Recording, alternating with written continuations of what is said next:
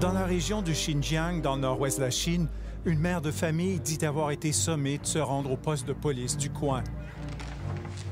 Zumrat Dawood, une membre de la minorité musulmane ouïghour, affirme avoir été menottée et cagoulée. Elle dit avoir fait un trajet d'1 heure dans un véhicule sans savoir où on l'emmenait. Ils m'ont mise dans l'auto. Je pensais qu'ils allaient m'emmener sur une montagne et me tirer dans le dos. Elle dit avoir été enfermée pendant des mois dans un camp d'internement comme celui-ci, à l'insu de son époux et de ses enfants. Selon les Nations unies, plus d'1 million d'Ouïghours ont été internés dans de tels camps. La Chine nie qu'il s'agit de camps d'internement.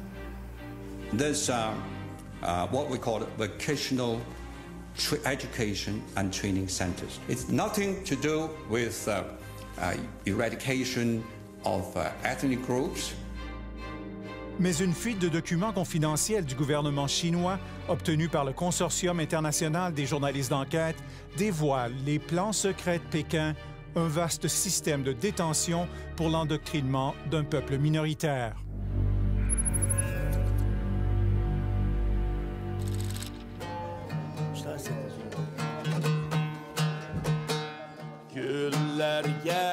Début novembre, sur la rive sud de Montréal, des Ouïghours se rassemblent pour une soirée festive. Ils sont près de 2000 à vivre au Canada. Derrière les danses et les sourires, plusieurs n'ont pas le cœur à la fête. L'angoisse et la peur tenaillent cette communauté. Est-ce que vous avez eu des nouvelles de la famille Taraba? Les gens, ils vivent dans la peur, ils ne peuvent plus parler de rien.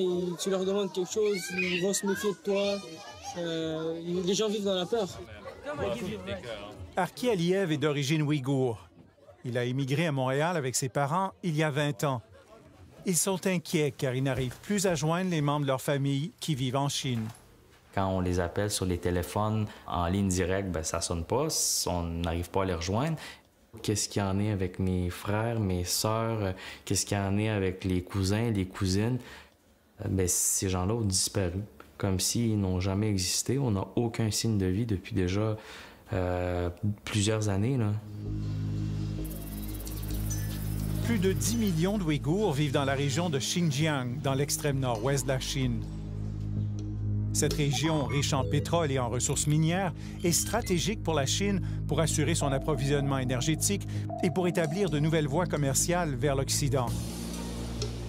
Les Ouïghours sont une minorité turcophone et musulmane, depuis longtemps victime de discrimination aux mains de la majorité chinoise Han.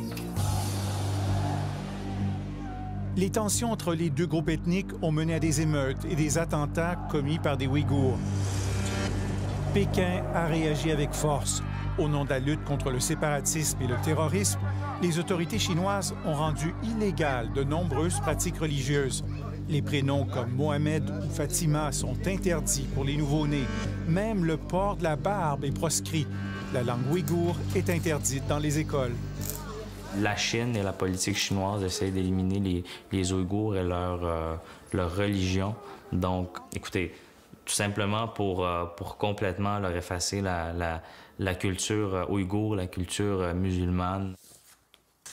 Pékin cherche à assimiler les Ouïghours au sein de la culture chinoise dominante, selon la professeure Vanessa Frankville.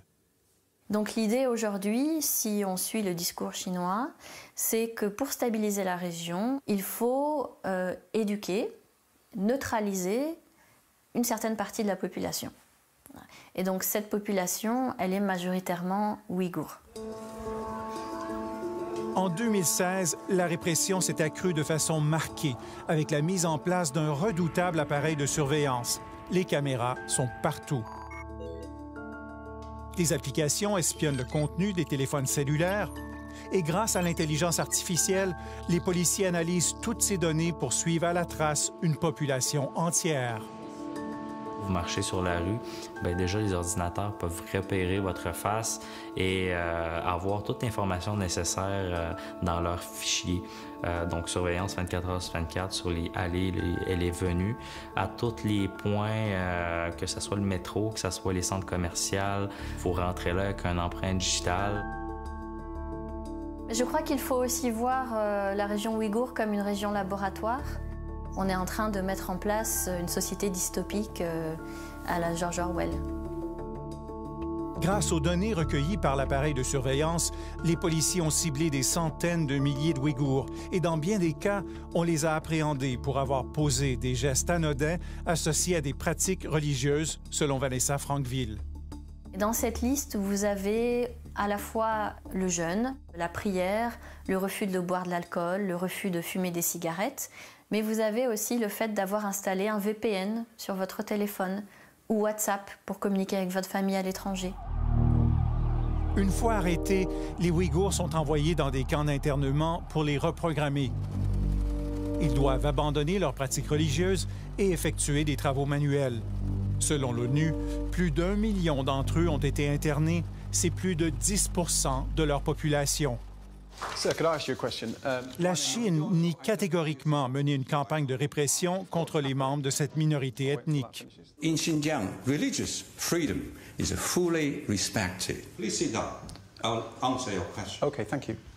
Lorsque confronté par nos collègues de la BBC la semaine dernière, l'ambassadeur de Chine à Londres a affirmé que les camps ne sont que de simples écoles de métier pour des jeunes qui auraient commis des fautes mineures. There's no so-called labor camps, as you described. There's what we call vocational education and training centers. They are there for the prevention of a terrorist. Mais les documents secrets obtenus par le Consortium international des journalistes d'enquête confirment qu'il s'agit bel et bien de camps de détention extrajudiciaires. Ce document confidentiel, datant de 2017, signé et approuvé par le numéro 2 du Parti communiste au Xinjiang, Zhu Hailun, dévoile les directives pour améliorer le fonctionnement de ces camps. On y parle, entre autres, de l'importance de prévenir les évasions en améliorant les tours de guet et en verrouillant les portes des dortoirs et des corridors à double tour. Les responsables des camps sont sommés de contrôler les activités des détenus pour empêcher les évasions pendant les classes, les repas, les pauses toilettes et les douches. On y décrit les méthodes d'endoctrinement où l'on évalue par un système de pointage la transformation idéologique des détenus et leur respect de la discipline. Nous avons montré ces documents à Vanessa Frankville. Ça révèle une toute autre réalité que ce que la Chine veut nous faire croire, et ça révèle un écart important entre ce qui se passe de façon officielle dans les documents qui sont partagés entre les fonctionnaires et ce qui est distribué aux audiences internationales. La fuite montre également que le système de surveillance de la Chine tient aussi à l'œil des Ouïghours de nationalité étrangère. Ce document mentionne que 5 Canadiens d'origine ouïghour se trouvaient en visite en Chine en juin 2017 et que leur dossier devait être examiné de près par les préfectures. Donc ça veut dire qu'il y avait déjà une surveillance importante sur les Ouïghours à l'étranger, ce qui est déjà quelque part inquiétant parce que ce sont des citoyens non chinois, c'est des citoyens canadiens, turcs. L'ambassadeur de Chine à Londres rejette la véracité de documents qui laisseraient entendre que la Chine a mis sur pied des camps d'internement. I'm telling you what the document, so-called document you're talking about is a pure fabrications. Don't listen to fake news. Don't listen to fabrications.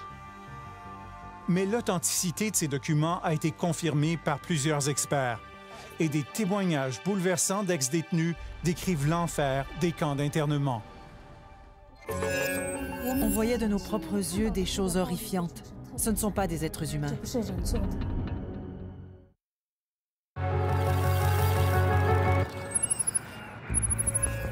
À des milliers de kilomètres de la Chine, un jeune diplômé de la faculté de droit de l'Université de la Colombie-Britannique a décidé de mener sa propre enquête pour dénombrer les mystérieux camps d'internement dans son pays d'origine. Armé d'un simple ordinateur portable, il a découvert sur des sites officiels chinois des appels d'offres liés à la construction des camps.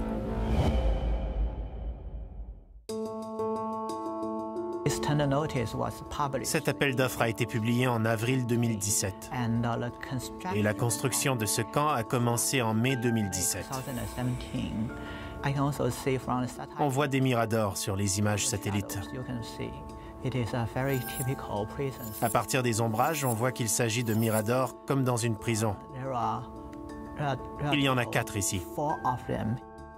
Les images satellites révèlent aussi l'installation de clôtures et de barbelés. Il s'agit d'un vaste projet. Presque toutes les villes du Xinjiang ont un camp de ce genre. Il dit d'avoir trouvé jusqu'à maintenant environ une centaine de camps d'internement dont il publie les détails sur Internet, ce qui ne fait pas l'affaire des autorités chinoises. Ma recherche me met dans une situation très difficile, mais je me considère chanceux si je me compare à mes amis ouïghours. Je suis chinois de la majorité Han. Je ne risque pas ma vie en m'exprimant ici. La publication de preuves irréfutables, comme ces images satellites, ont forcé les autorités chinoises à changer leur discours et à admettre l'existence des camps. On est passé de « cela n'existe pas » à « oui, cela existe » jusqu'à « et d'ailleurs, c'est très très bien, suivez notre modèle », puisqu'aujourd'hui, la Chine vante ces écoles comme des modèles pour le reste du monde.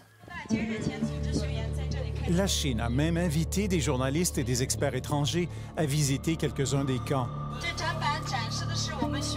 En août dernier, l'historien canado-albanais Olsi Yazezi a participé à une de ces visites guidées. Il a tourné ses images avec son téléphone.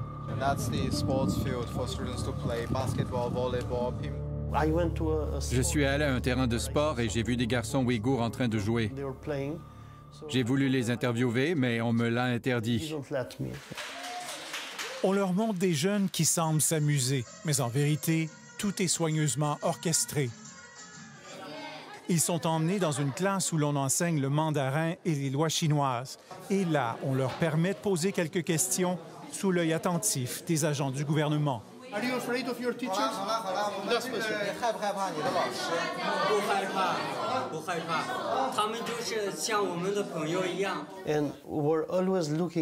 Ils étaient toujours en train de regarder leurs profs pour s'assurer qu'ils répondaient correctement. J'ai enfin décidé de les questionner. Je leur ai demandé leur nom et pourquoi ils étaient là. What is her mistake? Why she ended up here?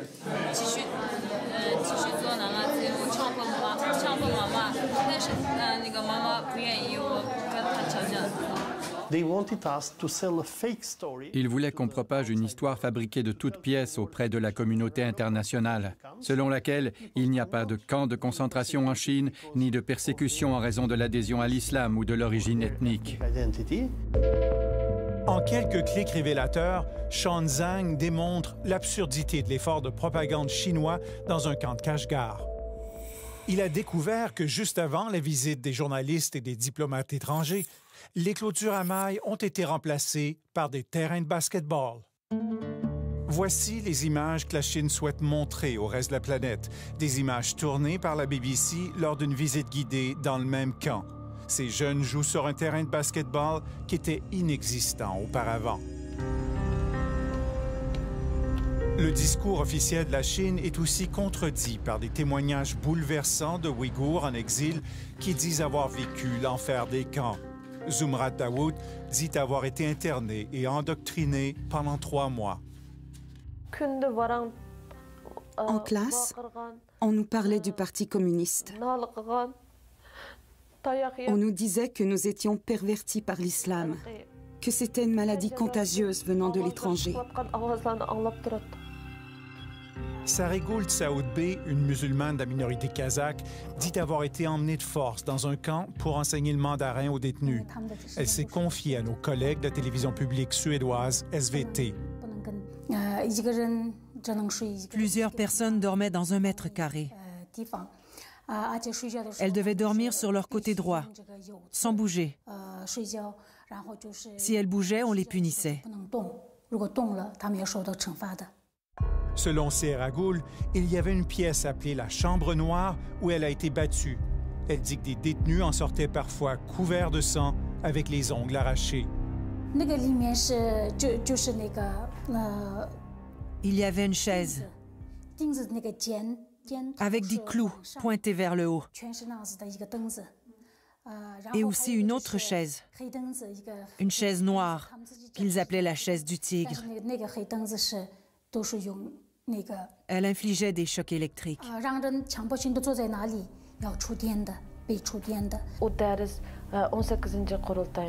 Tous les soirs, nous pouvions entendre des gens crier. C'était comme si on les torturait.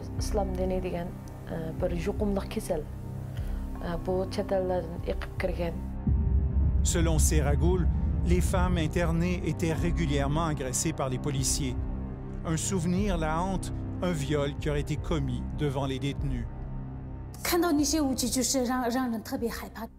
C'était horrifiant. Ils avaient rassemblé plus d'une centaine de personnes. Et ils ont pris une jeune femme dans la vingtaine.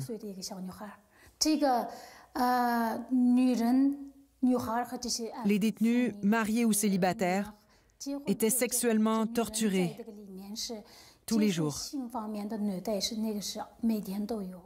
On voyait de nos propres yeux des choses horrifiantes. Ce ne sont pas des êtres humains.